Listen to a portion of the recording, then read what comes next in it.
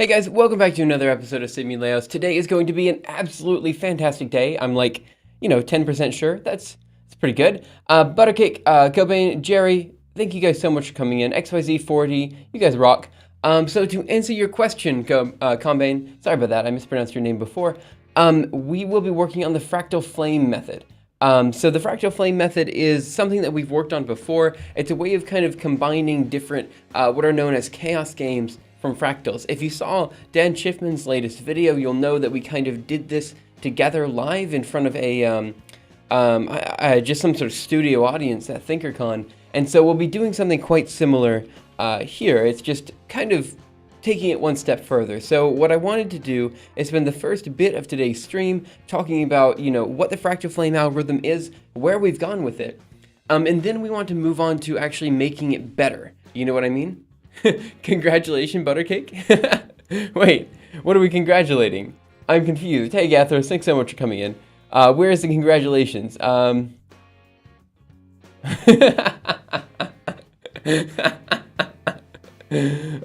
Squid 4, what? Oh, yeah, nice. Okay. Anyway, so that's where we're at. The hope is that by the end of the streams over this upcoming week, we'll be able to draw this kind of cool fractal flamey Christmas tree, which we'll use to make a video on Sunday. So if you guys want to make programmatically generated Christmas trees of any sort, they don't have to be fractal. They can be in any way they want. Please just go ahead, create them, send them to me. I'll go ahead and keep the pictures into a side folder where I've got a few pictures already. And of course, if you've already sent me a picture, please feel free to send it again. I'm more than willing to get the same image twice, just to be clear, to make sure that we have the right images. So again, if you are new to the channel and you're trying to just, I don't know, be on one of my YouTube videos, I guess you could say, just go ahead and feel free to send me a Christmas tree, because I'll be putting all the Christmas trees that we get onto the next YouTube video for Leos OS, which should be on hopefully this upcoming Sunday my time, which will be Saturday for most of you guys. Hey, Sir Komodo. And I believe I said hi to everyone else. I definitely said hi to Gathros. Combane, he got first place on the donate gems on your stream. Oh, all right, fantastic. He definitely did. There's a small little, they've been sending each other 1 or 2 bits back and forth. It's kind of fun. Okay. So let's talk about the Fractal Flame method, where we are and where we're going to go. So to do this, I'm just going to go to google.com and Google Fractal Flame. Hoo-hoo. For those who are new to the stream, yep, this is the exact type of channel we are. What? I just Google things and that's all we do. Did I hear Christmas tree? Mm-hmm. Let me see what we have here. Wait, what? What? No. No, what are they doing? I'm sorry.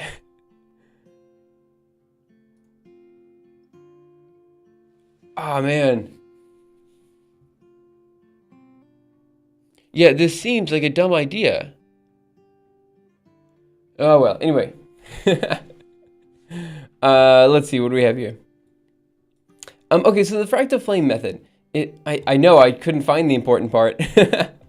I'm not gonna watch a YouTube, don't get me wrong, I like video content, but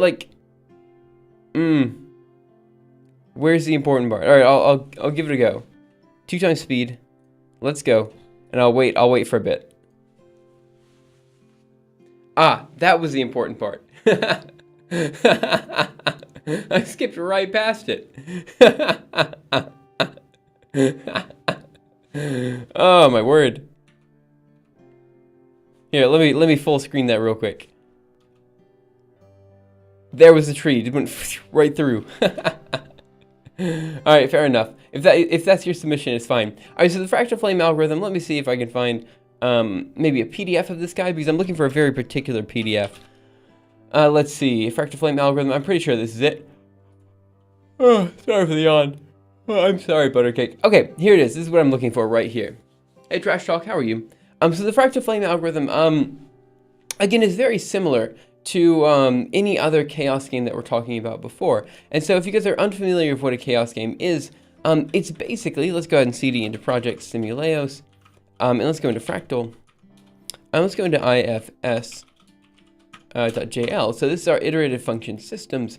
And the idea is that we basically take a whole bunch of random points, and by basically selecting these basically selecting motions that we can do at random, but with some sort of predefined, I'm sorry. We have some sort of predefined locations that we want to move in. So for example, in the Barnsley Fern, we want to move, maybe here's moving one direction, here's moving another direction, here's moving another direction, here's moving another direction. And we kind of have a, some sort of probability of choosing these guys, right? And then we just kind of randomly choose between them. And after making this random choice, we can actually create a defined fractal pattern, right? And so what we're doing here is we're kind of combining all of these defined fractal patterns, like the Sierpinski triangle, into what basically looks like, well, something like this, you know, some sort of cool fractal-y combination, right? So for example, if we go ahead and cd into Project Simuleos over here and go into Fractal again, take a look at what we have. I believe we do have a fractal.png, so let's just go into Mirage, fractal.png. And here's the Barnsley Fern that we had before, right? So it's a pretty straightforward fern. It's just, yeah, it's nothing complicated. Do we have any other fractals here? Nope. Something like this is also a fractal flame method. It's just a heart with some sort of purple and blue around it. I'm busy finishing a paper for school, doing it for Friday. Oh man, good luck. I know how those papers go. They are annoying as crap. Can be, depending on who you're talking to. Again, the Barnsley Fern. So basically what we're doing here is we're making these fractals in a way that kind of, I don't know, in a way that kind of makes sense. So let's go through all the steps that we've done before, and then we'll talk about where we want to go with today's stream and describe all of that. Let's start with the woman with the hat. She's just someone in my directory, you know, the directory, elf. What? That's not what I meant. No, so she's, I think her name is Lana. Basically every time you check, like compression and stuff like that, for some reason her face comes up. And so I don't know, I just pulled a picture of her. Because, I don't know, I just did. This is what I did. Again, every time you talk about data compression, she comes up, so I just figured I'd go ahead and pull a picture of her. I can delete her picture, I mean, it's fine. She's not actually a directory of elf, like, she doesn't belong in this directory. Okay. It just so happens that my, when I pull up any images, it just pulls up all images in the directory, so I can very quickly move between them. It allows me to home Simuleos, pictures, misc, fractals, and women with hats. Yeah, that's fair enough. It's the same thing. Still time to chill and stream. Ah, cool. Thanks for coming in, man. Okay, so let's talk about where we're at so far. So where are we at so far? I think we've moved through quite a few of these so far. So let's see where we are so far. It's a placeholder image called Lena, not Lana, used to image test compression. Cool fact, the image is from Playboy magazine. Oh, I did not know that. Also, I didn't realize that she had her own Wikipedia page. This might have been where I got the image from. That's actually kind of crazy. Is the name given to standard test image. Widely used in the field of image processing since 1973. It's an image of the Swedish model Lena Soderberg, shot by photographer Dwight Hooker. Oh my gosh, Dwight, from The Office. I know this Dwight. He's not very good at taking images. Cropped from the centerfold of the 1972 issue of Playboy magazine. Oh, different Dwight. This is not Dwight from The Office. This is Dwight Hooker. Ah, not the Stratton Strangler. Okay, fine. Learn something new? Yeah, it's nice. It's, again, it's just used a lot in my data compression and information theory, I guess you could say book or something like that. It is a book. In my data compression and information theory book, this image was used all the time right here. Okay, let's go. For the record, here is the PDF that I'm kind of going through right now. So if you're interested in learning more, this is the PDF that we'll be going through. So I'm going to talk about where we're at right now. So we've implemented basic fractal flame. So we've implemented basic iterative function systems, chaos games, whatever you want to call them. We've implemented some sort of small scale variations on top of this. And now we're moving on to the next step. I just remembered that I finished writing my interim report for Knot Theory. Do you want me to send it to you? Oh yeah, please do, actually. I'm quite interested in it. I'm interested to see... a lot about like the references and things that you did, like the papers that you took and read and all that kind of stuff. There's actually just, I don't know, for some reason after yesterday, I'm like super motivated to do more of this stuff. I don't know, like, don't get me wrong, I have been motivated, but also I'm not gonna lie, I've been playing a lot of Super Smash Bros. Ultimate recently, which may have been taking up more time than it should have been, so I need to keep to a static or a standard schedule so that I know what I'm doing from now on. How you peeps doing today? You didn't even say today. I'm doing fantastic, Husky. I hope you're also doing well.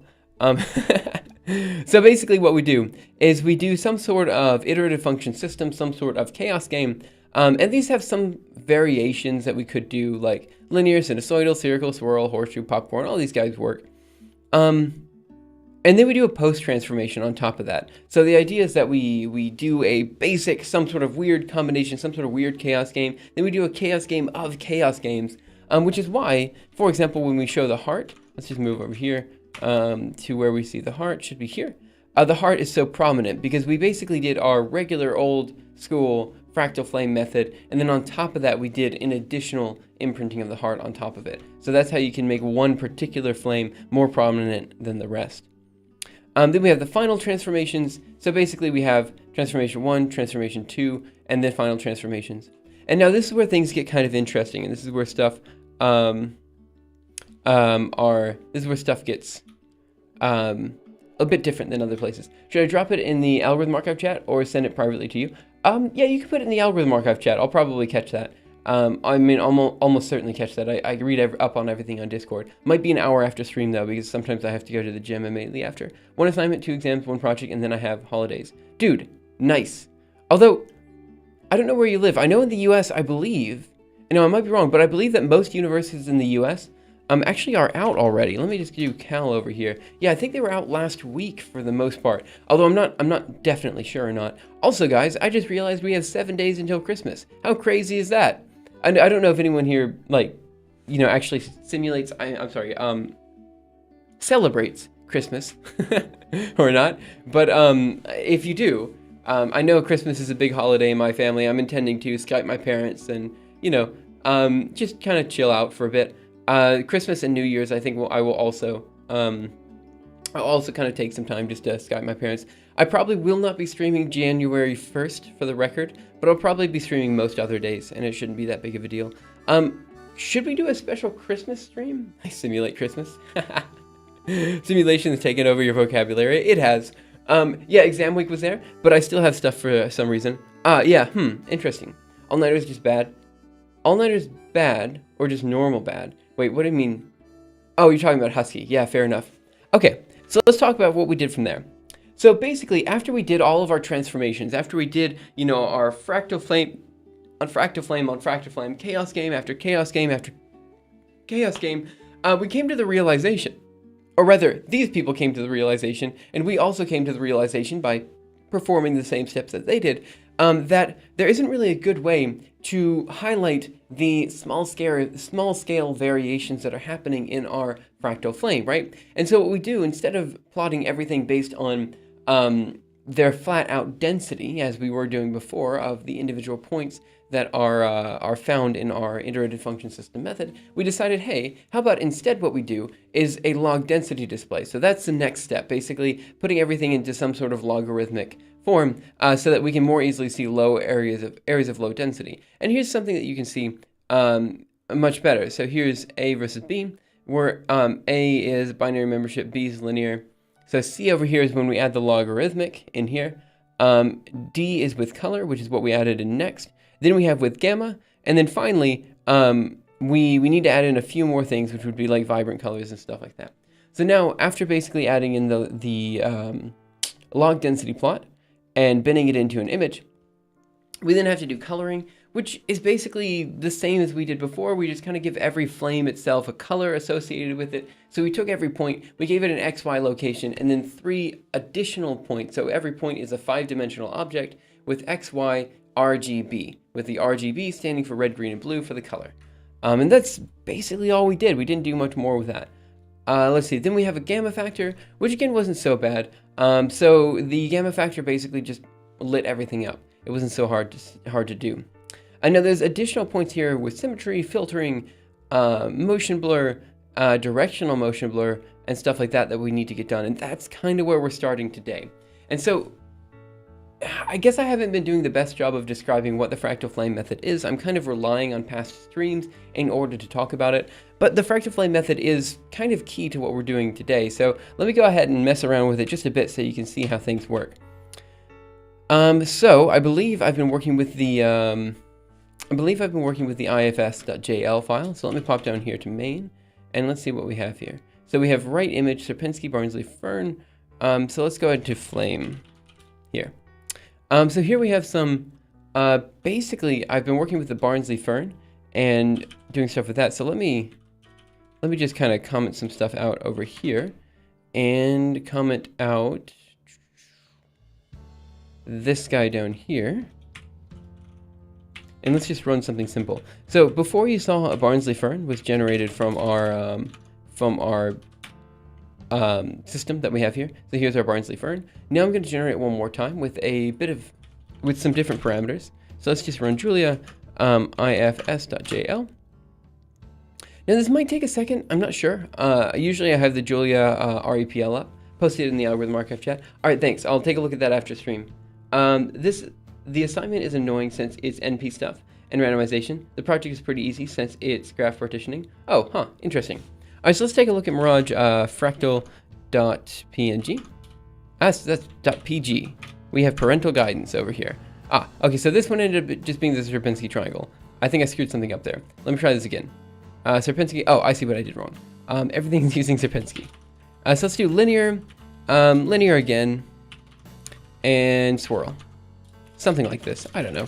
We'll give this guy a go. Shoot. All right, so we'll give this guy a go and let it just kind of do its thing, and then we'll take a look at that frame. My exams are after Christmas. Oh, interesting. Again, I know most people's exams are before Christmas, but this obviously depends on where you live. I know very little about other school systems outside of the US. Kind of wish I did, but it is what it is. I did it again. .png. Dang it. That is way too small. Let's try this again. So we have sinusoidal. Let's try sinusoidal. Let's try something like this. My exams ended on Friday. Cool. So, okay, what I'm doing here is I'm kind of mixing a bunch of combinations of fractal flames together in order to create something that looks kind of cool, or at least I think could potentially look cool. I don't know. I'm just messing around with stuff. And then after that, I'll show you that basically, you know, depending on how we change these flames up. Here's something. So let's zoom in on this guy just a little bit. So let's make it 1-1. So we'll do Julia ifs.jl. And then we'll take a look at that one. This one's amazing. Open link. Oh, considering the following three problems. Problem 1, given graph G is VE and integer K, find an independent set of size K. Yeah, given graph G, VE, compute the size of maximum independent set. Given graph G, VE, integer K, decide whether graph G has an independent set of size K. Prove that these problems are equally hard. That is, show that if one of them admits an efficient algorithm, then they all do. Ha! Oh, that's amazing. But okay, Butter, what is programming called? Wait. What is this programming called? What? I'm Mirage fractal.png. Okay, so here's the fractal guy that we showed yesterday. Let me also just increase the number of points that we're dealing with here by a little bit. So let's just do 0, 0. And let's just do Julia here, and let's just do include, I don't know, IFS. Come on, ifs.jl. Give this guy a go. It'll take a little bit of time to run. Actually, shoot, that was probably a really dumb decision. Now that I think about it, because,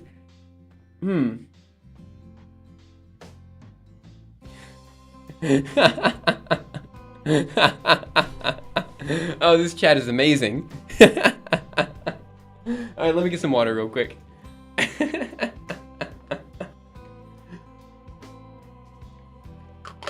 This is a dumb idea. I don't know how long this is going to take to run. I probably shouldn't have given it 2 orders of magnitude more points. So if just for the record, what I'm doing here is I'm giving it 2 orders of magnitude more points to deal with here. This allows you to see more of the flame itself. It is on an image that is 1,000 by 1,000 pixels wide, and basically I'm giving it a size of 1 by 1, right? Then I'm saying it's, wait, what is that 1.0 actually? Flame here? Flame, what is the 1.0? That is a good question. Oh, that's the gamma correction, so I'm giving it no gamma correction. Oh man, this is probably a good decision of mine. So we'll give this guy a second. See how long it takes. I have no idea. I rolled a crit. Oh, good job, man. I don't think you have to roll for something. Sometimes you just want to roll for fun, you know? I mean, I'm not judging. I'm just saying that sometimes. Let's see. Should I just... Let me... okay, we'll give this guy another minute. If this doesn't finish in a minute, we'll just run it with fewer points, because obviously running it with 100 times more points means it's going to take 100 times as long. I thought it took 5 seconds to run last time, so this will take 5 minutes to run. Any experience with writing functions and stuff?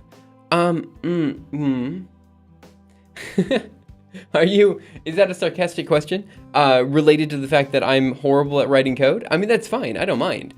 So while this is running, and I just hit the microphone, I apologize for that. Let's go ahead and talk about what we need to do from here. So gamma factor, we already added this in here.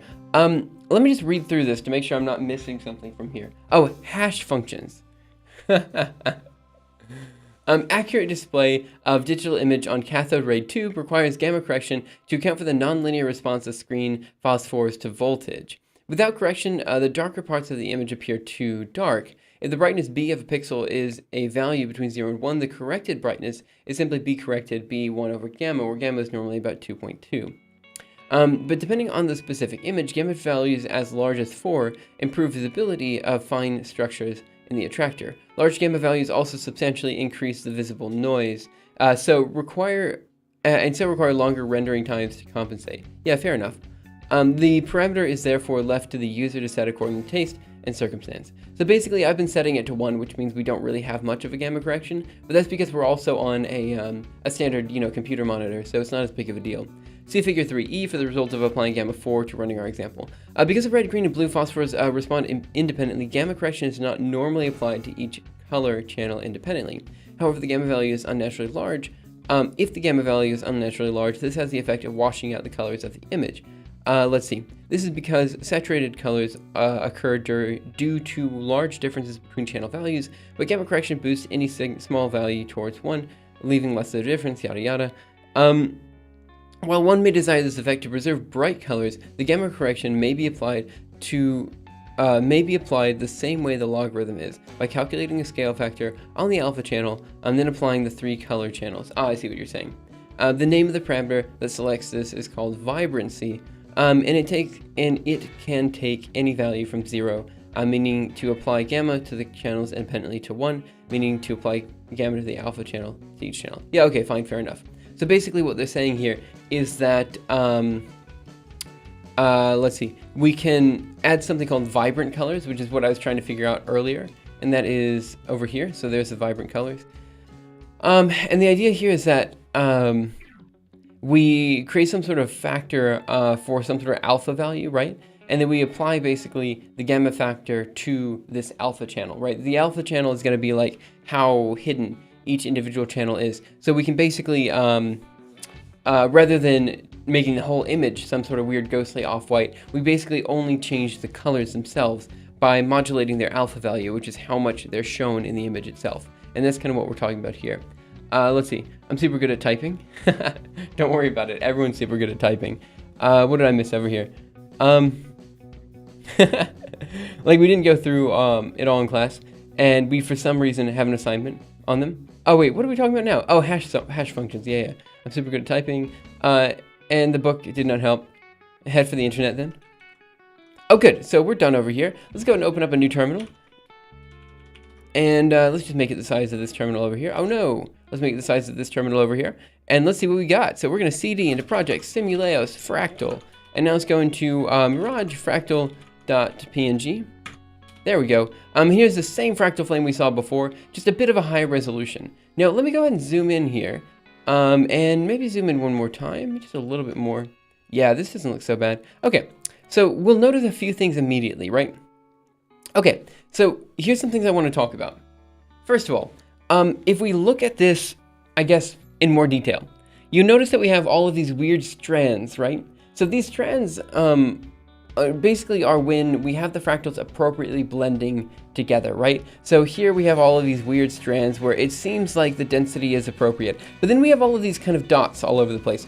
And these dots are where the fractal flame hasn't had a chance to appropriately blend all of the points together. And this is something that is a big problem, something that we need to solve next. And this is kind of part of the next, I guess you could say, fractal flame method or section that we're working on, right? Now, the other thing too is I think we implemented the gamma factor maybe a little bit differently than how they asked to do so. Because I think if we implemented the gamma factor the way they said, then rather than having all of these points be some sort of weird bright green color, they would basically fade into the background because they have a very low density, if that makes sense. So there aren't too many points here. There's just like 1 or 2 off points here and there. So there's some stuff that we need to do here. So we'll come back to look at the density. Or maybe we should look at the density now and see if we can find a better way to deal with it. So let's take a look at all that. Yeah, let's do the gamma correction now, and then we'll worry about everything else later. Yes, let's start with that first. But as you can see, the closer we get, or rather the more points that we take, the better resolution image that we get at the end. And so this is kind of the idea. You know, we're questioning, should we take more points, or should we have a better way in order to, I guess you could say, sample the points such that we need fewer points to generate the image we want. Ideally, thank you so much for following. I realized I missed that a few minutes ago. I do really appreciate that. Let's see. I'd appreciate it if you could directly address these questions.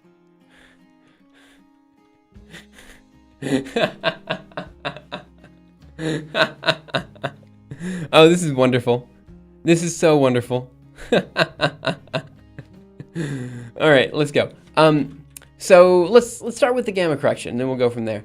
Obviously, here's the heart that we had before, and you'll notice that, yeah, we do have a very similar situation happening here, where we've got, you know, all of these really good-looking, you know, swaths of color and everything, but then it kind of fades out into these dots out here, and this is something we need to address. Now, don't get me wrong, this kind of sort of does, in some ways, resemble a Christmas tree, but this is not the Christmas tree we want to draw.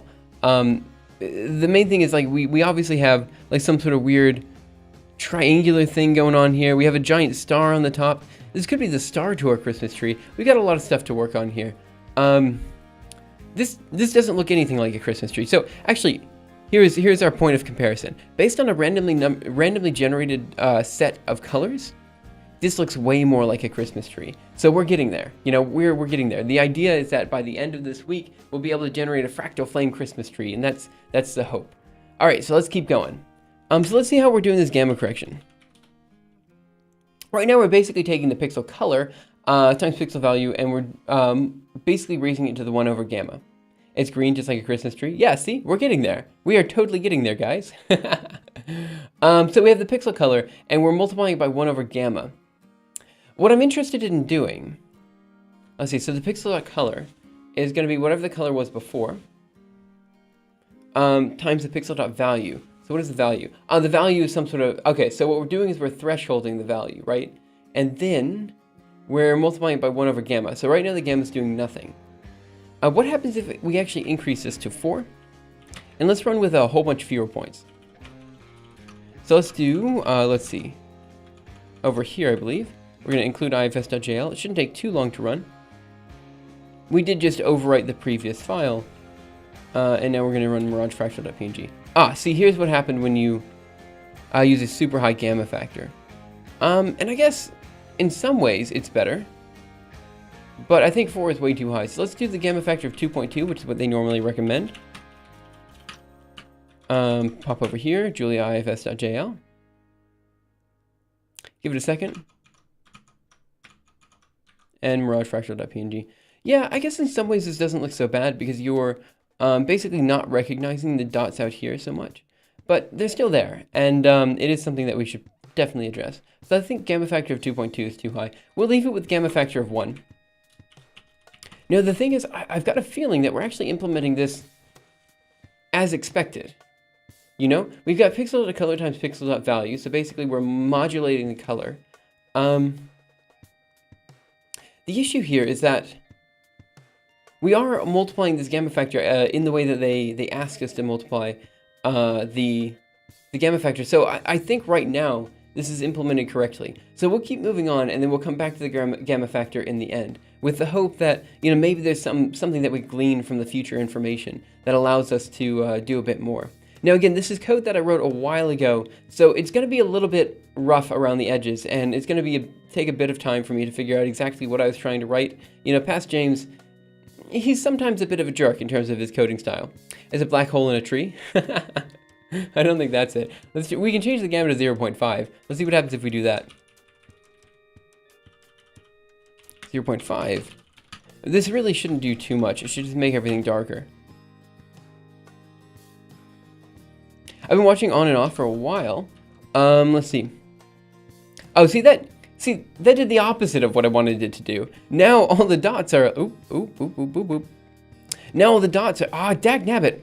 Now all the dots are brighter and the actual fractal is darker. Now okay, that's fine. Let's just change this back to 1.0. Let's see. I've been watching on and off for a while. Could I recommend 2 algorithms that I think would be really cool to visualize and document? Yeah, please do. We take as many recommendations as we can get. The truth is, though, in terms of actually getting these algorithms and methods to fruition, like getting them in the algorithm archive, making YouTube videos on them and stuff like that, it just takes a while because I'm in the middle of my PhD and stuff like that. Again, if I was working on this like full time, obviously we could get maybe an algorithm every week or so. But now, because I'm still finishing up my PhD, it's kind of a bit hard to do everything. So I do. We'll take as many suggestions as we can get. I'll put them into the into the group of all the other algorithms and stuff that we have, and that'll be good. But the issue is I just don't know when I will have time to actually look at them. You know what I mean? So I do appreciate the suggestion. Just don't expect it'll be next week when we can actually work on it. Is what I'm saying. However, I do want to point out that in the year of 2019, I really want to be better about posting videos and stuff. There is a big list. It's unfortunate, but I do want to be better about posting stuff in 2019. My goal is to put 2 YouTube videos out and 1 new algorithm out every month, and I realize that's quite ideal, like that's quite hard to do, but I think we can probably manage it if it's an hour, like if it's a, how do I put this? I think we can probably manage it if it's an average over the whole year. You know what I mean? So some months I might do 3 videos, other months I might do 2 algorithms, some months I might do no algorithms, some months I might do no videos. It just depends. But the goal is that averaged over the entire year, we have 24 new videos out and 12 new chapters in the algorithm archive. This is what I'm shooting for. So it's not going to be some sort of crazy New Year's resolution where, like, you know, I'm like, oh, every weekend I'm going to make a video, because honestly, I think that's too crazy. And for people who are making New Year's resolutions, keep in mind that you probably don't want your New Year's resolution to be, let's go to the gym every day. You know, because if that's your New Year's resolution, then by missing it once, you've screwed up your New Year's resolution. If instead you say, hey, my New Year's resolution is to lose 5 pounds, that means in a year you've got, you know, the full year to lose 5 pounds, you know?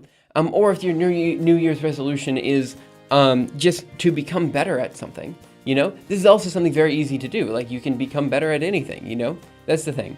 Sugihara's CMM1 L and M causality is really so unique and cool. There's a few short YouTube videos on from the creators explaining the basics, but it could be so much better. I see. Do everything in the last month? That'd be a crazy month. Algorithm Advent. We do a new algorithm every day. We're not everything in the last day. I think I'd lose subscribers if I ended up doing that. Sugihara CMM. Let me take a look at this. Just Googling it real quick. Let's see. Japan diplomats saved 6,000 Jews. Huh. Is this convergent cross-set mapping? Correlations we're estimating. Okay. Oh, there's an archive paper. Nice. Causality studied in reconstructed state space. Examples of unidirectionally connected chaotic systems. Oh, okay, interesting. Yeah, this has to do with chaos and stuff. Yeah, it's quite interesting.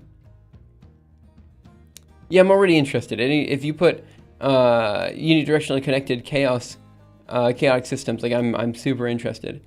But this is going to be quite hard to. Yeah, I think it's going to be quite hard. There's a lot of background information here. Yeah, there's a lot of background information. I mean, here's some attractors and stuff like that. Like, this wouldn't be so hard to talk about, but there is a lot of information here that I need to, like, just suss through on my own, you know? Before even talking to other people on it. Alright, it is super interesting, and I'm glad that they put down, MATLAB code.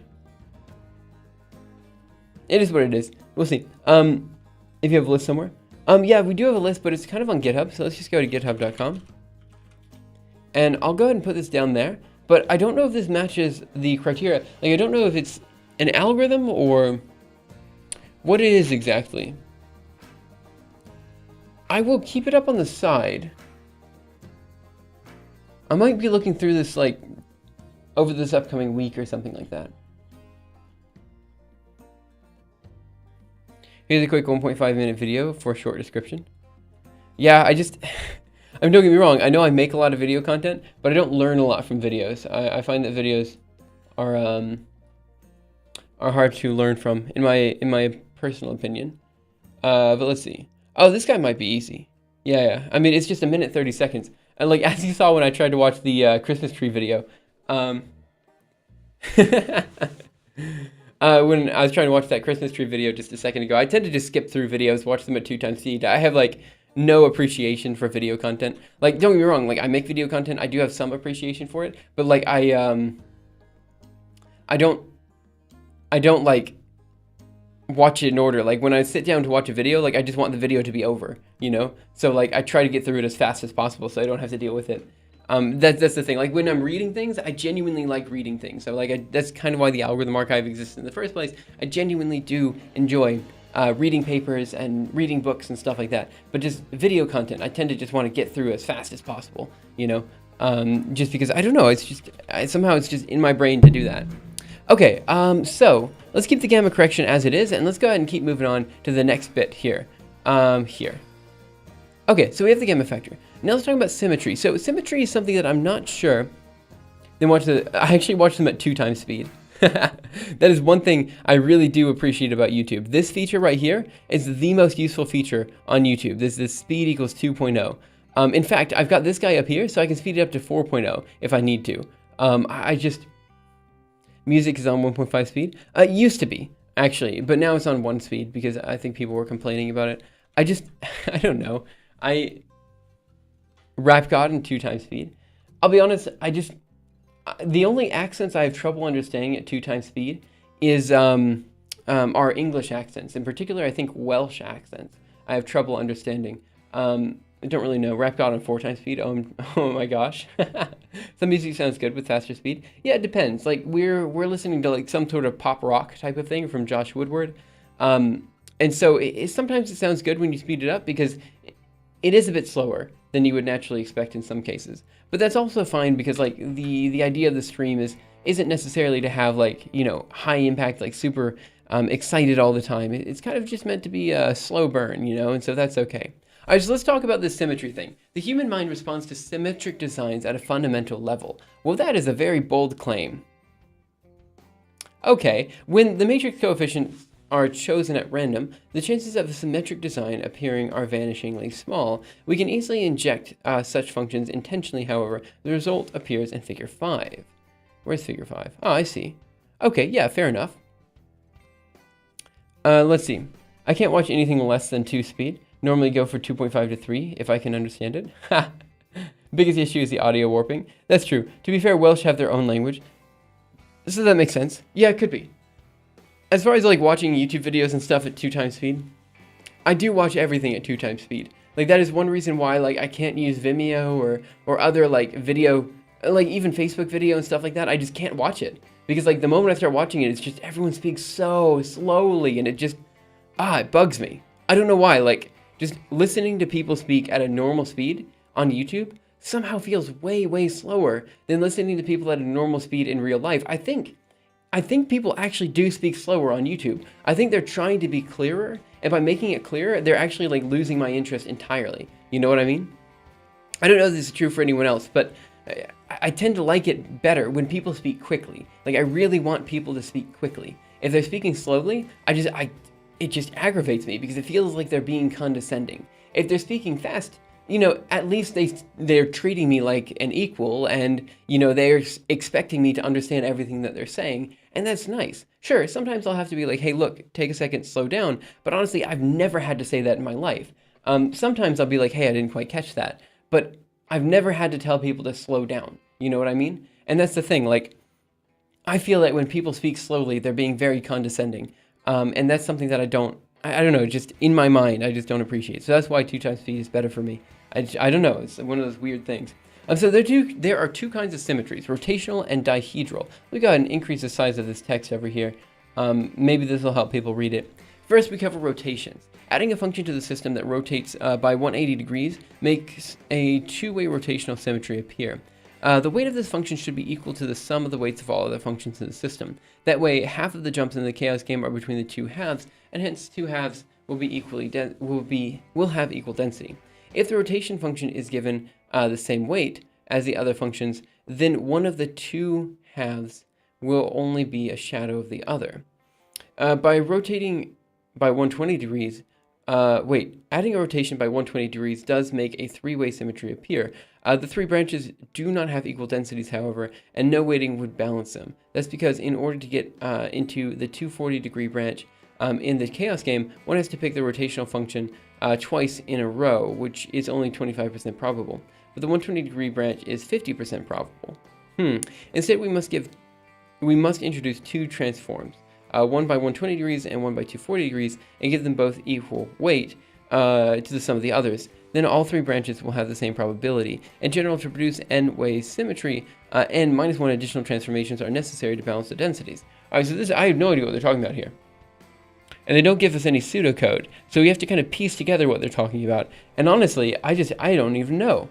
So basically, they're talking about adding some sort of symmetry to the chaos game, right? So they're saying we can do some sort of weird rotation by 120 degrees and maybe flip it and stuff like that. But I'm not understanding. So they're saying the weight of this function should be equal to the sum of the weights of all the other functions in the system. So what does this mean? Does this mean that we have some sort of chaos game and then we have an additional rotation on top of that when we choose the points? I'm not really sure. What do you think? What do you think of a strong Irish accent? So one of my good friends here at OIST was Irish, and well, I mean, he still is Irish, I suppose. And actually, I've got a few good Irish friends here.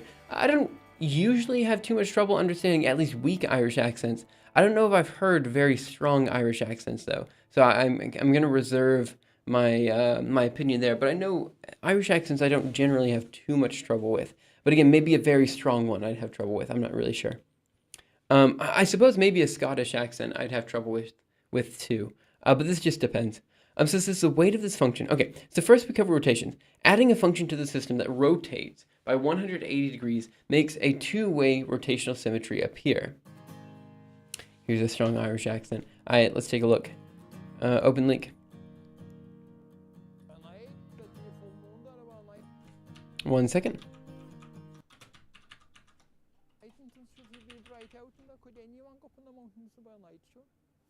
Well, there was 45 sheep missing, like, and the lambs and everything, and the sheep just count out a nice bit of money, like.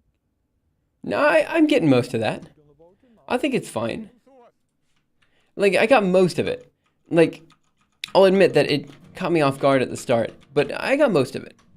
Okay, so the question is, how do we add in this rotational function, and do we actually need this rotational function? The way I see it is these additional functions here are, they're icing on the cake, right? So we have most of what we need. And the question is, do we need this rotational function? Well, right now, I think the rotation function isn't necessarily going to help us in any way, shape, or form, because ultimately we're trying to draw a Christmas tree, right? And I think there aren't too many like symmetries here that we need to exploit for this, right? So here they're talking about, here's the original fractal flame. Let's see. Man, they did a very poor job of Huh. Sorry for the on here. Of like creating images of this guy. So here's figure 5. So I believe this is like, what is B and C? I don't understand. Image D shows how colors wash out without special treatment of the color coordinate for symmetry transforms. Oh, I see. I see what we're saying here. So here are different symmetries. So we're rotating. Here's, I believe, 120 degrees? 180 degrees? I'm not sure. Hey, Gustron, how are you? So I'm trying to figure this guy out right now. Go to Ireland then. I find the Irish accent a really high pitch and very strange. I mean, it depends. It might be just that guy, you know? Okay. So we have, let's see. We've got our basic fractal flame here. They're rotating, rotating, rotating again. And they're mentioning here that the color palette changes dramatically. Now again, this rotation here, let me just scroll out just a little bit because it is kind of bugging me a bit. This rotation here, the symmetric rotation or whatever we're having here, I think, again, it's just icing on the cake. I don't think it's absolutely necessary to what we're doing. So I think we're probably okay. Probably okay skipping it too for now. And don't get me wrong, I'm not just going to be skipping things because I don't find them important. I'm skipping this one just because I think for this particular visualization that we're working on, it's not incredibly necessary. And I don't think, if we are going to write a chapter on the fractal flame algorithm, I don't think it's going to be for a very long time because we still have quite a few more fractal things to do before talking about this guy, because this guy's such a is so far off. The main thing I want to talk about now is filtering and motion blur, because these guys do fundamentally help out the simulation. So like, for example, let's scroll in here to this image, and it says demonstration of density estimation, a low resolution, low quality zoomed in image rendered without density estimation, that's this guy, with density estimation, that's that guy, and then a high quality render at high resolution with density estimation. So if you guys remember from before, let's go ahead and take a look at the image that we're looking at here. Here's our fractal that we have. Again, it's kind of ugly. The density estimation guy seems to be the person, or dagnabbit, seems to be, why am I personifying these functions? Anyway, the density estimation seems to be the thing that will allow us to kind of smooth out all of these points. And that's the thing that I find most interesting, or the thing that we definitely need moving on in the future. Chewbacca Beethoven, thank you so much for following. Really appreciate it. So that's where we're at right now. So we have some sort of weird fractal, and we want to smooth out all these guys. So I think that density estimation will help a good bit. And the motion blur, I'm not sure about the motion blur. Let me see if we can take a look at this. So here's motion blur and directional motion blur. I don't know if we want the motion blur either. I know we want the density estimation, but I've got a feeling that the motion blur is maybe not going to be so helpful here, right? Because, I mean, I don't know, it's making the image honestly a little bit less clear. Like, it's just, I'm not a fan of this aesthetic. Goose and Geese, Simulators, at university I have to pass data science exam. I picked dimensionality reduction techniques. Maybe you can recommend good papers on dimensionality problems in your field, or general stats. Dimensionality reduction methods. Oh my gosh, come on, I can speak. Aren't the problem. I need a solid intro where dimensionality as itself is discussed with examples in applied science. Yeah, I don't use these techniques so often. So I don't know a good example here to give you, unfortunately. And I'm sorry about that. But let me think. If you give me an example algorithm in the field, I might be able to tell you where this is used. I'm just trying to remember. For some reason, dimensionality reduction isn't even ringing bells for like what's in the category. But I think... this is because I don't do much machine learning at all. That could be the problem. Let me see. Feature selection, statistics, dimensionality reduction. Yeah, I do very little machine learning, actually, is my problem. I need to do more, I understand. Dimensionality reduction, let's see. Oh, here's some lambdas. Yeah, okay. Eigenvalues and eigenvectors, yeah, this is fair. Yeah, power iteration, yeah, I get all that. Lanzoth method, all that kind of stuff. Matrix of eigenvectors.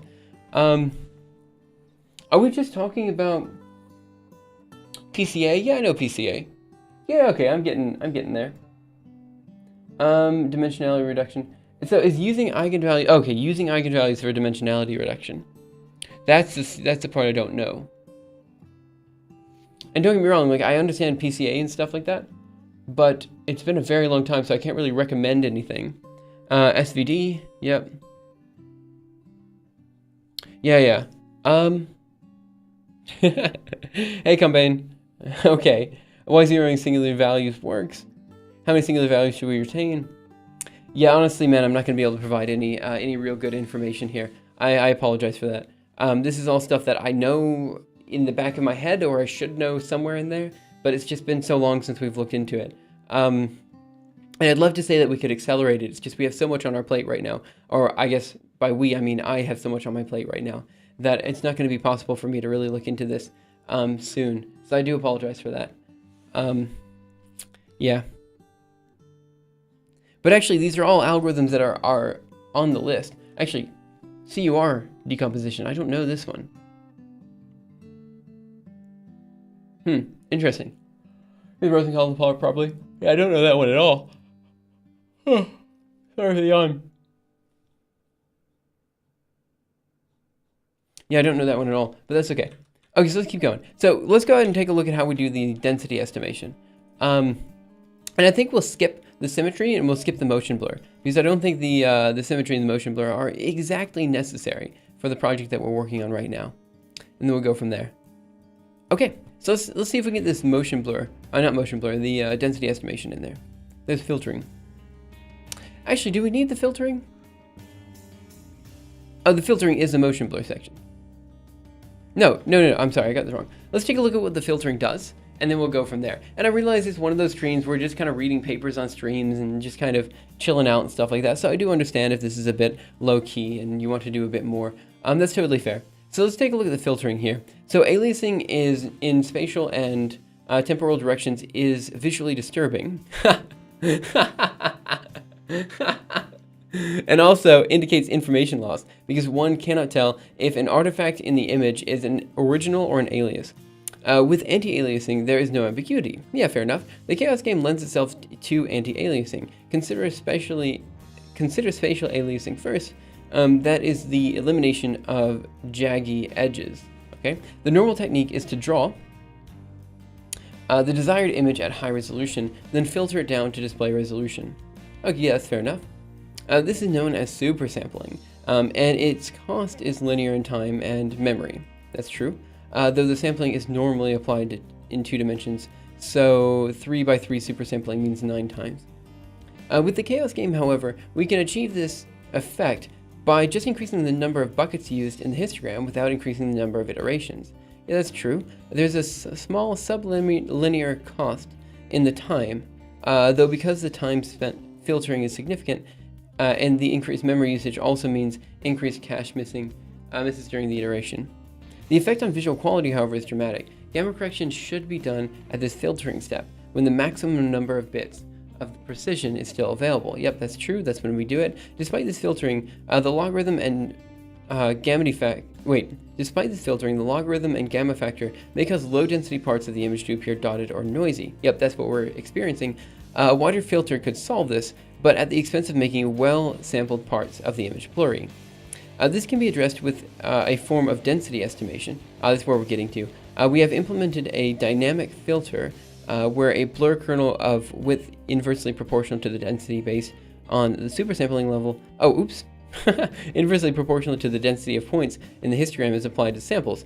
The blur kernel is scaled based on the supersampling level and is applied after the log density scaling. This variable width filter allows higher density areas to remain in focus, while lower density images are significantly smooth. Figure 6 illustrates the effect of density estimation. So basically it's telling us this is exactly what we want. We want some sort of density estimation, but it's not telling us exactly how to do that. It's just giving us a reference for later. But it looks to me like the reference that we're going for here is basically some sort of Gaussian blur. So it looks like it's a convolution on top of what we currently have. So let's go ahead and take a look at this number 5 over here. So it looks like Silverman estimation statistics and data analysis. Oh no, don't tell me. Don't tell me this is just like some sort of giant book that we're gonna have to parse through. That would be awful. Density estimation for statistics and data analysis. This seems like it's gonna be a super long book. 22 pages. Okay, that's not so bad. Although it does seem like we're not supposed to have access to this. Yeah, it really does seem like this is this is just copied from somewhere. Estimation, scripty, kernel estimation using Python, matplotlib. Let me see if we can find some good density estimation. Density estimation algorithm, let's say. It's useful. Let's see.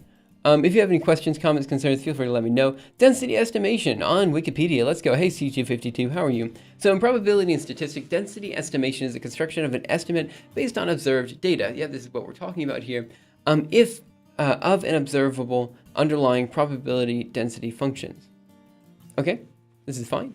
The unobservable density function is thought of as the density according to which a large population is distributed. The data are usually thought of as random sampling from that population. A variety of approaches to density estimation are used, including Parson windows and a range of data clustering techniques, including vector quantization.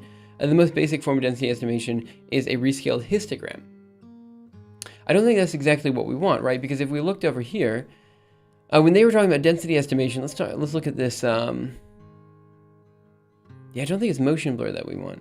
Yeah, they definitely want density estimation. So this can be addressed, they say this can be addressed with a form of density estimation. We've implemented a dynamic filter where blur kernel width inversely proportional to the density of points histogram applied to samples. Oh, okay, so they're actually using number 6 here. So let's take a look at, adaptive filtering for progressive Monte Carlo rendering in 8th international. Yeah, this looks pretty good. Let's take a look at this guy. I'm almost positive this is what we're looking for. Because anytime you add Monte Carlo to something, I enjoy reading the paper. Oh no. Oh no. Maybe this is what we're looking for? Oh, this probably is not open access, is it? Oh, it's not. It definitely is not.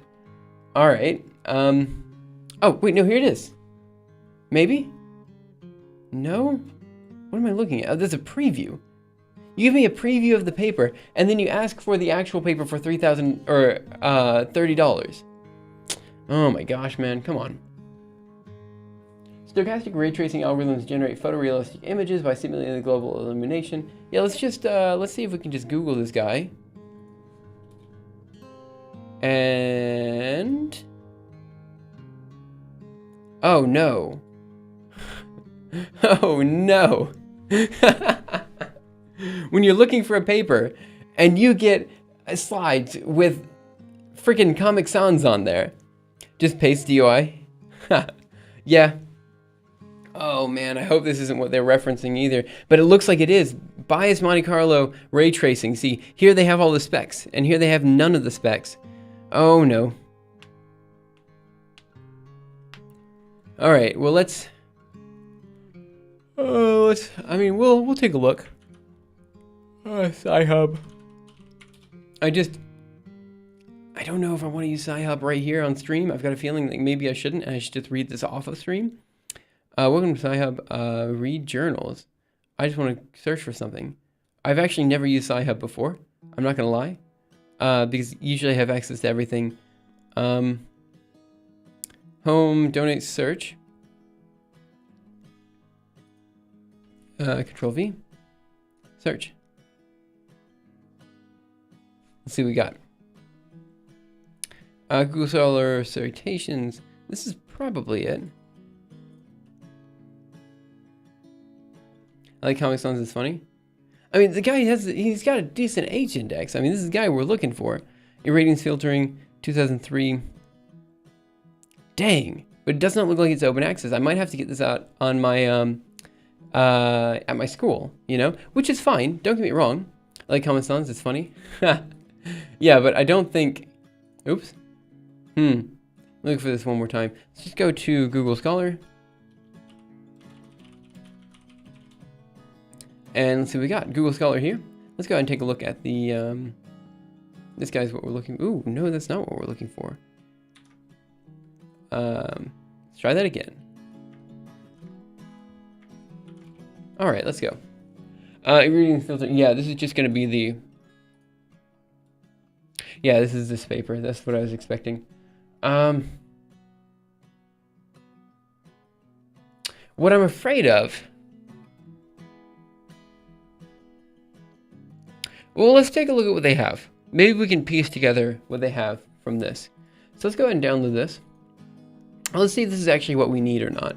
So I'm going to open it in Ocular, just so we have it. And let's just take a look. So irradiance filtering for Monte Carlo ray tracing. So it says, summary, stochastic ray tracing algorithms generate photorealistic images by simulating the global illumination. Typically, a rather long computation time is required for decreasing the visible noise to an acceptable level. In this paper, we propose a spatially variant low-pass filter for reducing this noise. Yeah, that's fair enough. We analyze the theoretical background of the method and present an efficient implementation that enables the use of comparatively small numbers of samples while producing high-quality images. Our algorithm can be used to accelerate path tracing and final gathering and photon mapping. Yeah, okay. We compare this method to irradiance caching, and the results show that our algorithm renders images of similar or better quality up to 5 times faster. Yeah, that's nice. The Concanon guy has a Wikipedia page on the Finnish Wikipedia. He's Finnish. Oh. Nice. Cookie Can 10, thank you so much for following. Really appreciate it. Let me check something. I just got a notification somewhere. Oh, never mind. That was a completely useless notification. I did not need that notification. All right. So it says, the efficient computation of indirect illumination has long been one of the major challenges of photorealistic image synthesis.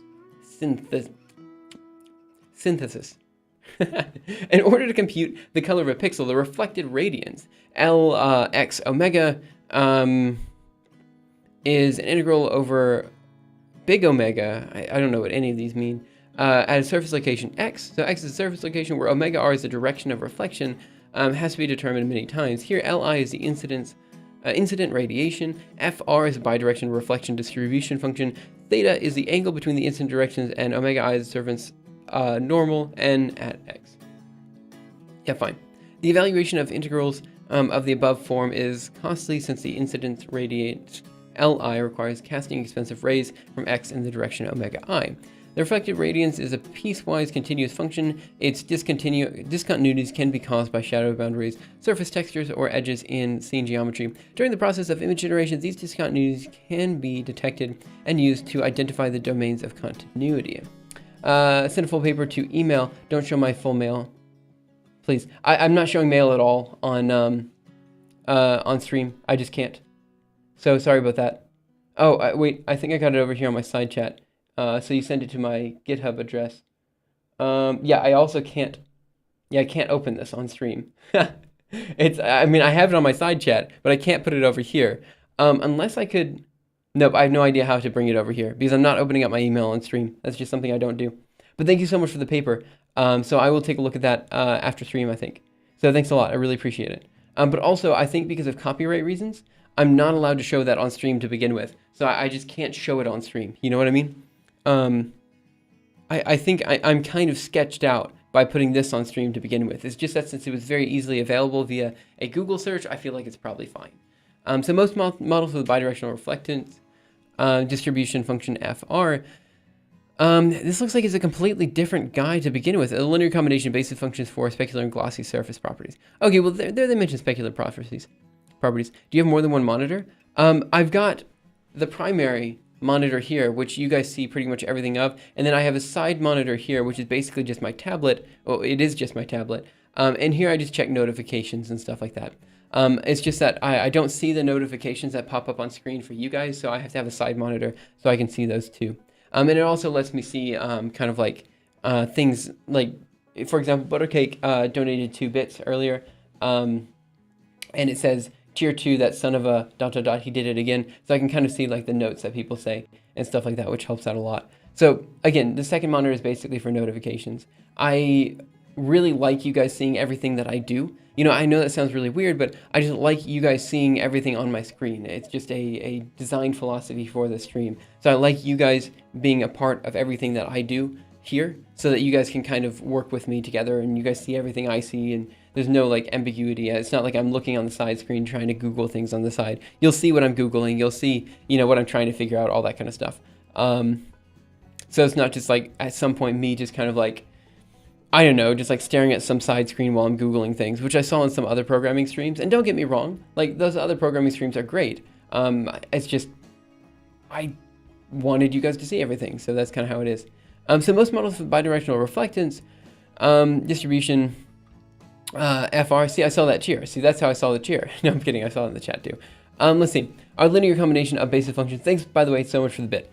While specular and glossy surfaces are relatively inexpensive to render by tracing a small number of reflected rays, the diffuse surface interaction requires to scatter, that is not correct English, rays into the whole hemisphere, which becomes very expensive. Yeah, for some reason, a lot of maybe this is just Europeans that do this, but this requires to scatter. I see it in a lot of papers.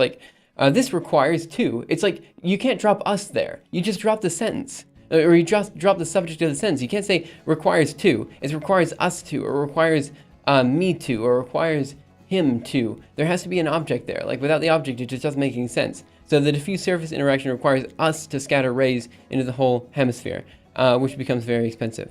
I don't know why, I just see that a lot. It's just a weird typo that everyone seems to make. The diffuse component FD is defined as FDX.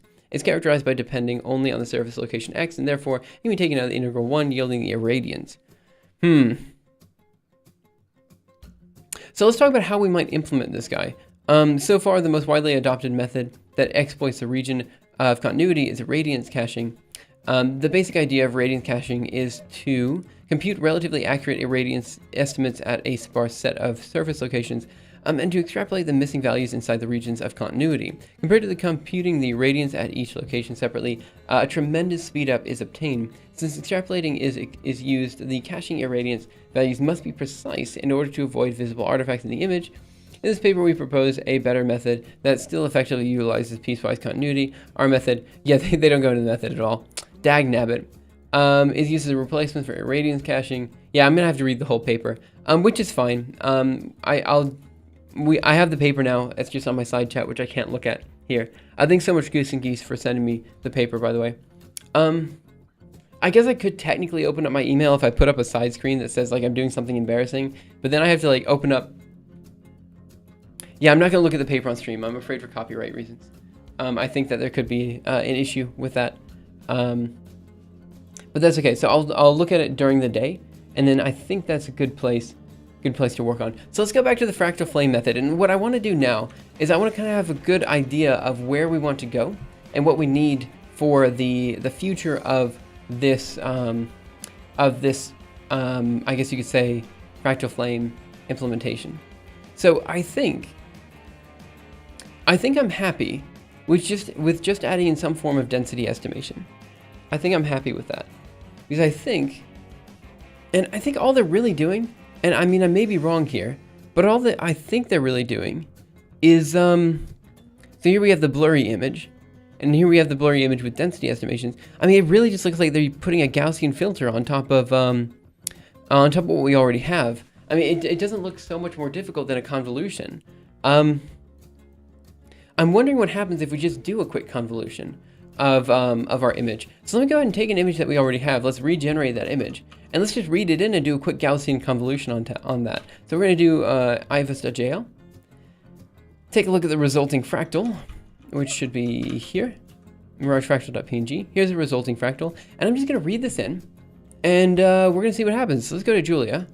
And let's just do, what is it? I think it's read. Oh, it's been a while since I did something like this. So we're just going to read fractal.png. Here. Yeah, okay, so here we have the fractal read in. Now let me see if we can just do a 2D Gaussian filter. So let's do Gaussian filter. Oh, and let's just do Julia, see if there's some inbuilt function to do this. Because there could be. Image.jl. Filter, documentation, here we are. Image filtering.jl. Using filter kernel Gaussian, it looks to me like I can just do image filtering, test image. Now we want to say image. Yes, let's give this guy a go. So we're going to read this. So we're going to say img is going to be equal to read. So let's just look at img. Yeah, it looks like it's correct. So now we're going to say imgg, following their notation, is going to be, I think it's image.filter. So imfilter. And it's just going to be the image and then kernel.Gaussian. Let's see what we got here. So it's going to be image, img. And then we're going to say kernel dot Gaussian. And now the question is, yeah, we have a 3 there. Kernel not defined. Oh, it's capital K. Do we have to include the kernels? I'm not sure. We'll see. Let's see. Kernel Gaussian, replicate lacks proper padding sizes for array of 1 dimensions. Let me see if we can just do an IM show. Is this still a thing? Maybe it's just show? Yes, let's try show image. That was not what I was expecting.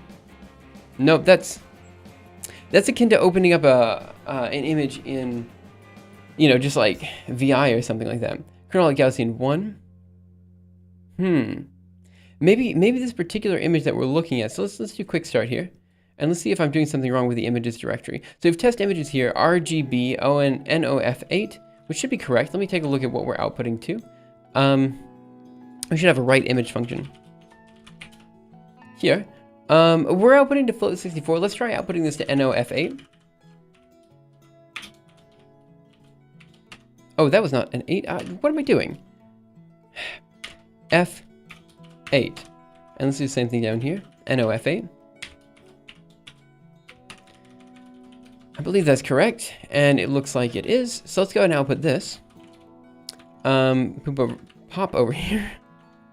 What am I doing? Include ifs.jl. Then we'll take a look at Mirage Fractal.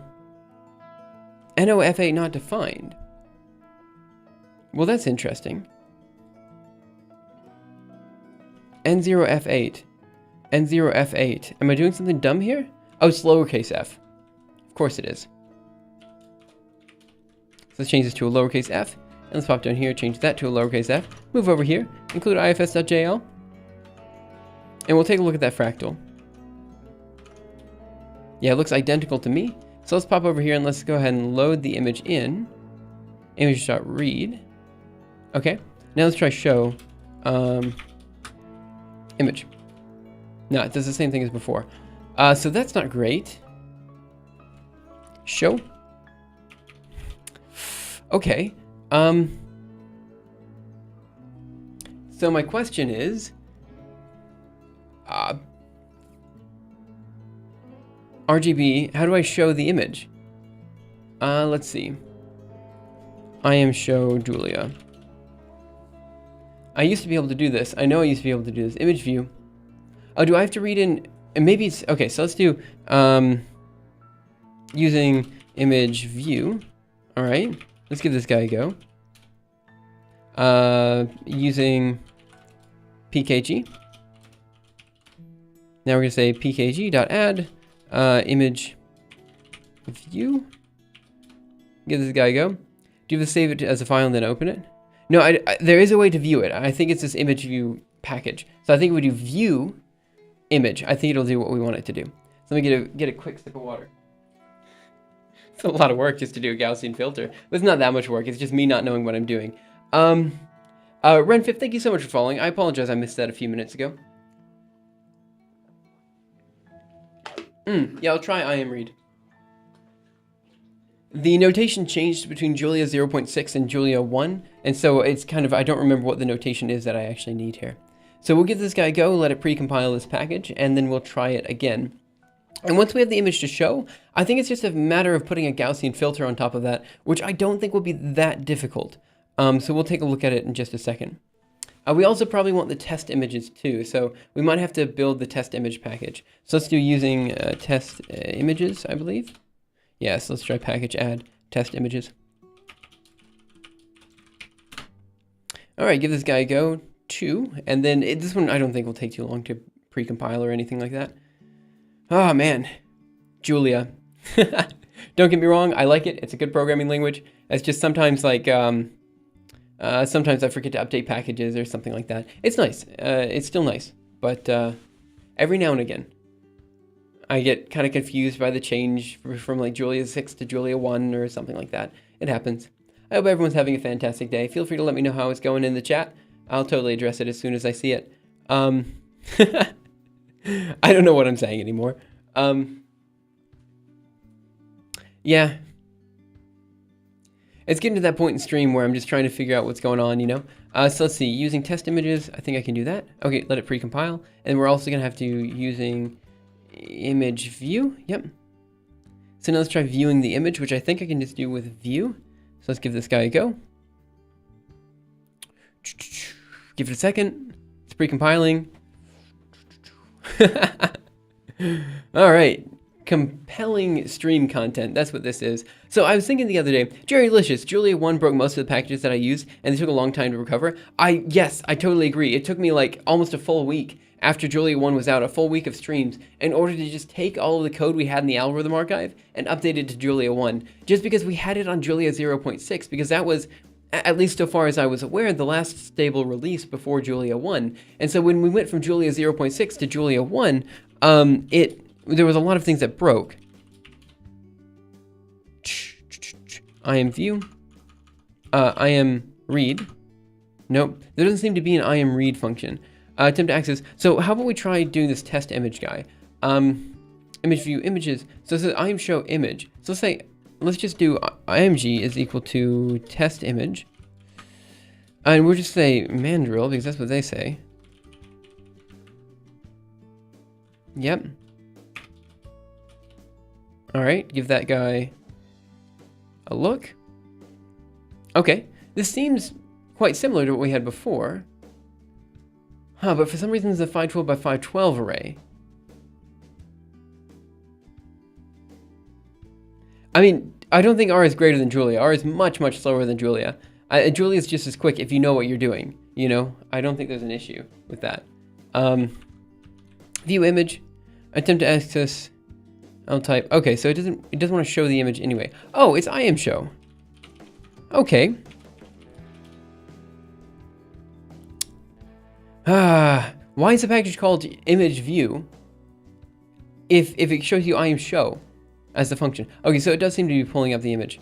Yep, there's our image. Nice. All right, so now let's try to read in the previous image that we had. IM read fractal.png. Yep. Let's see what happens if we do IM show image. It is opening something up, I think. Give it a second. Hello. IM show. Don't R and Julia have kind of different use cases? They sure do. Well, it clearly tried to open something up. Oh, what is that nonsense? Oh, it's all as a 1D array for some reason. Control. Why is it all as a 1D array?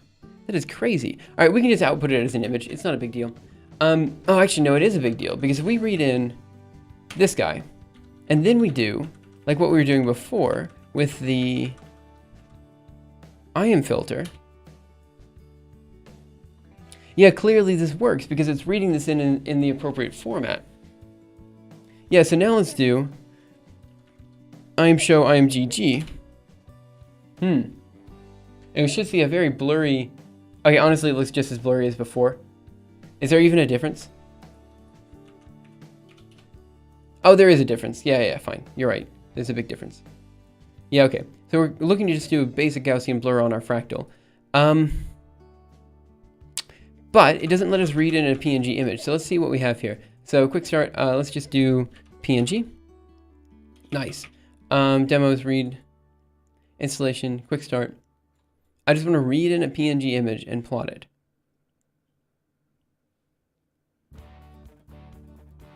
Yeah, there is a difference. I'm sorry, I didn't see the difference initially. Image access, image filtering, demos, demonstrations.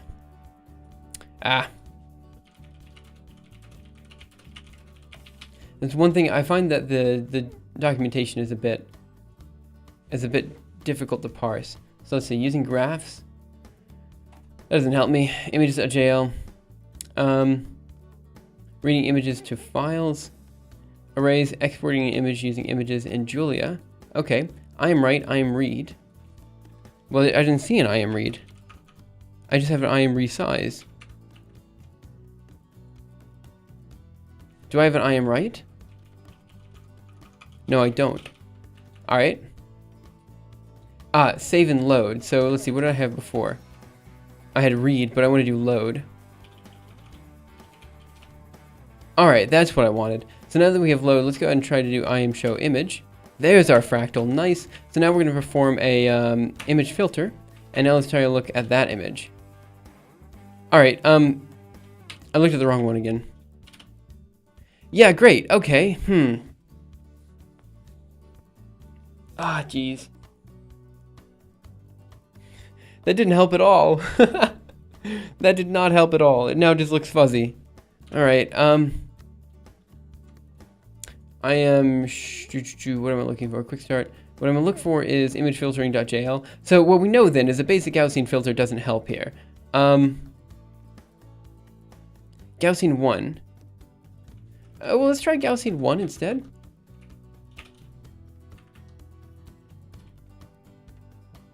That looks slightly less blurry. Let's, keeping with their notation, let's create a couple of these IMGGs. So IMGG is kernel 1, IMGGG is kernel 2. Let's give that guy a go. Yeah, this one looks way blurrier. Can I do Gaussian 0.5? It doesn't really help that much. So let's do 0.5. Let's give that a go. The thing is, I've just got a feeling that the initial one was better than any of this, you know? And it could just be that we're taking way too few points, you know? Oh, hello. Yeah, it could just be that we're taking way too few points to really see the effect. So let's take a look at just IMG.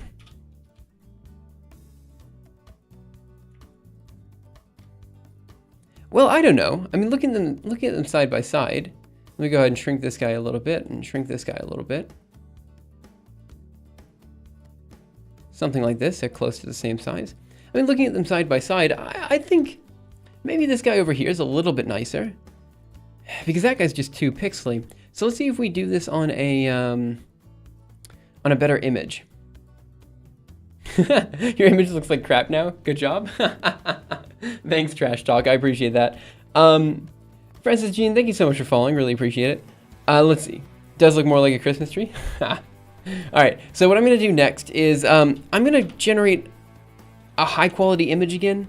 So we're just going to give this guy a few more orders of magnitude. And in fact, let's make this a little bit smaller. Let's do 0.75 here and 0.75. All right. So we're going to increase, we're just going to do a lot of things here. So let's do we're just going to include ifs.jl. And we're just going to give this guy a second to run. It'll take maybe 3 minutes. We'll let it run. We'll see what it looks like at the end there. So what do you guys want to talk about for 3 minutes? We could talk about life, liberty, the pursuit of good programming languages. I don't know, like whatever. You know, I'm cool. It's not true. It's not true at all. We just have a few minutes to let this guy run. I guess I could optimize it. You know, that's fine. That was one of the first times my online name was fitting. It's fine. Don't worry about it too much. Oh, man. But yeah, so we'll give this guy a go. Again, we'll implement a better, you know, filter tomorrow. I need to look up the filter that we're going to be implementing. And there's some stuff to do there. I'm a bit worried about showing a paper that's not on the archive or showing a paper that's not, you know, inherently open access here on stream. But honestly, I'm not that worried about it. It's mainly I just don't want to open up my email on stream. So sorry about that, Goose and Geese. Yeah, this has been working pretty well. As far as the Julia versus R thing is concerned, here's the thing. So let me just do Julia benchmarks. I think Julia actually, in my opinion, is much easier to write than R. In my opinion. Sure, there's sometimes weird things, and the main weird things that occur in Julia are because like the documentation doesn't keep up with the actual functionality of Julia. But here's something to point out. So Julia is always roughly the same speed as C. So are all these languages in here. So Julia, Lua, JIT, Rust, Go, Fortran is always roughly within the same order of magnitude as C. When you start going to Java, all of a sudden it's 10 times. It could be up to 10 times slower. And when you go to R, it's almost always between 100 and it's almost always between 10 and 100 times slower. MATLAB is sometimes as fast as C, but a lot of times it's also 100 times slower than C. it just depends, you know. So kind of the reason I like Julia is because it is easy to write, it's easy to read, and it's all kind of within the same group, all within the same order of magnitude. I'm very frustrated because my machine learning model doesn't seem to be working, but I can tell if it's broken, but I can't tell if it's broken or it just can't train on my computer. Yeah, I'm not sure. I know nothing about this. I'm not worried. You got a laugh, so it's fine. Yeah, it's nice. The thing is, I like the banter of this channel. Like, don't get me wrong, like, I understand maybe we're a little bit harsh at times, but overall, I like the banter we have on this channel. It's nice.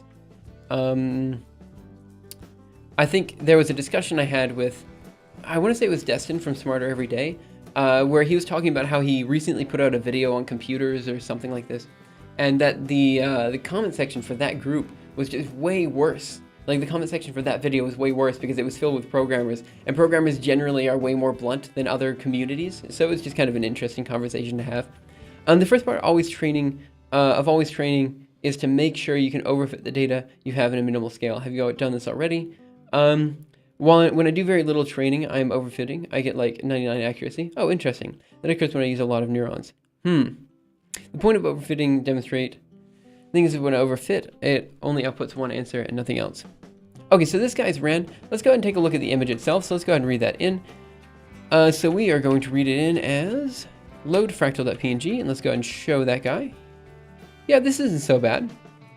Okay, let's perform a quick Gaussian filter of that. Yep, I'm GGG. I'm GG. Let's take a look at that.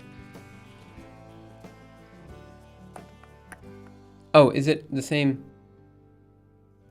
Does this look any better? Oh, you know what? Maybe it does look a little bit better. All right. Here are the two of them side by side. And I think this one does look genuinely a little bit better. All right, let's try with a different filter size. So let's, ooh, that's the wrong one.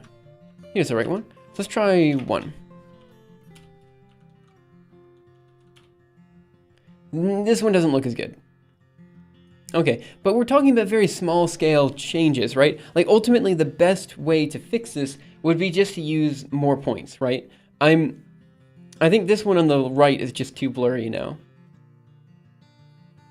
Yeah, it's definitely too blurry. Yeah, so I'm guessing just a very small scale Gaussian blending works the best, which means I think we're doing something wrong with that gamma scale we were saying before, because we just have so many of these just random points that are all over the place, and it's hard to deal with here. So let's try that Gaussian filter of 0.5 again, and let's kind of work from there. So here's the Gaussian filter of 0.5. I am GG.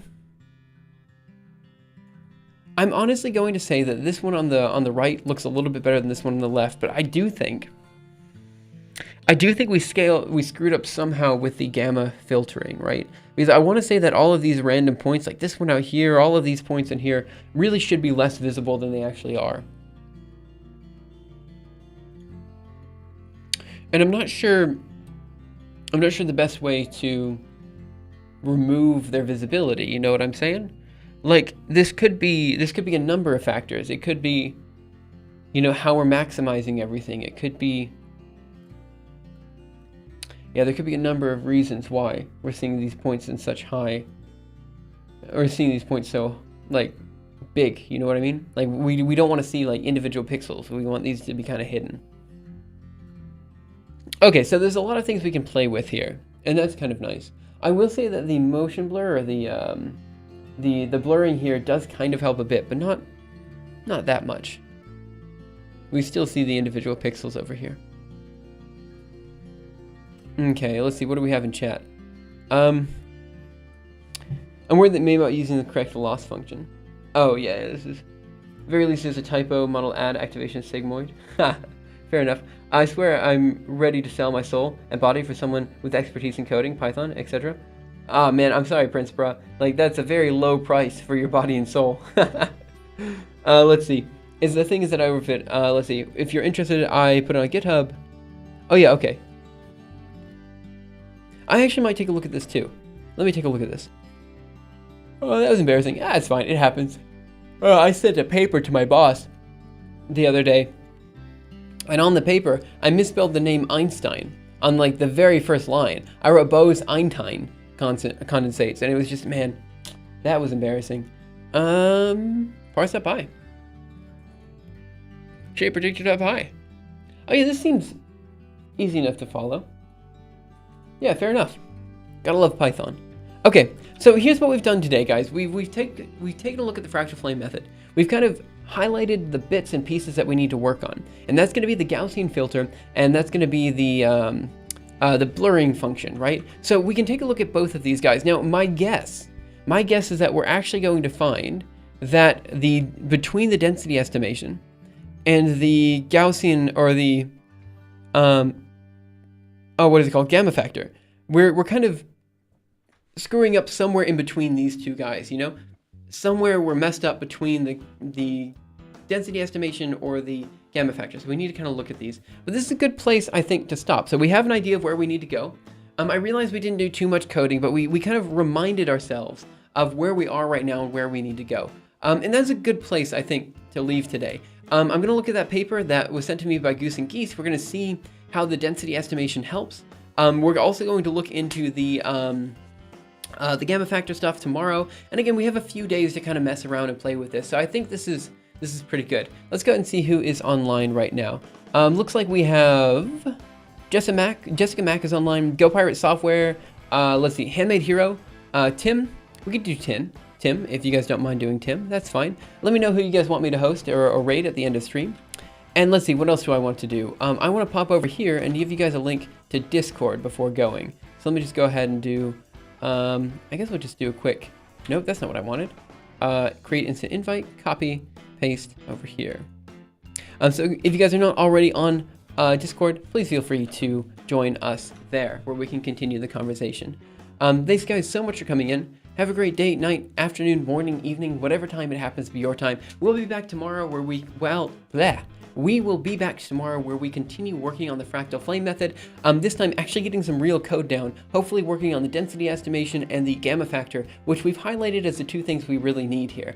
We've kind of removed out the symmetry argument, and we've removed out the motion blur, because I think these are probably not as useful. Pirazao, thank you so much for following, man. Really appreciate it. Or thank you so much for following. Period. Stop saying man. That's very sexist. Okay, thanks guys, and I will see you next time. Bye guys.